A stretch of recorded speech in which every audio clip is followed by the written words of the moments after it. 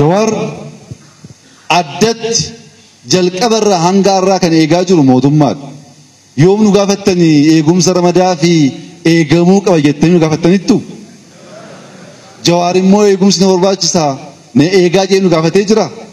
Nu him kan eegaa jiru maaliif akkaataa kanaan akkan taanii wal qeequu barbaadu? Nutu miidhamuu danda'a jedhee awwaluma gaafa galeerraa kaasee eegaa kan jiru nuyi. Eeguu duwwaa miti isa caalaas waa baay'ee kaasuu hin danda'amu. Dogongorri uumamee jira dhageen jira isa ammaas hin kaasu. Jecha koorratti ani waa fayyadameen jira. Namoota biyya iskoortii qabdan jedheera waa yaadattan. Iskoortii biyya keenyatti jimmatti goommaa shanaffaa jechuudha. Mbeektu miti?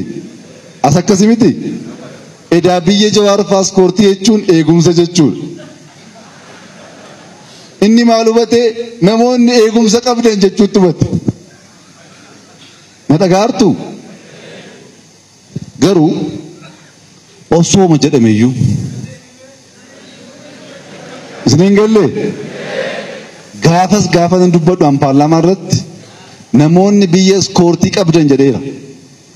Biyya lammaffaa jechuu kiyya. Isin galee iskoortii jechuun makiinaa goommaas yeroo inni kaan dho'u tirfii jechuudha.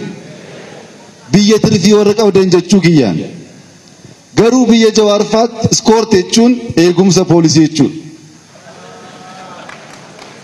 Na dhagaartu? Warri eegumsa qabdan of eeggadhaa jedhamuutti fudhaten. Garuu jechaan osoo hin taane yaadumaan akkasii yaaddan hidhuu miidhuu ajjeesuu Jawaar dhiisaati warra nu ajjeesuuf qophaa'eyyuu dhiisnee waliin jiraachaa jirra. Eenyuun ajjeesnee beeknu?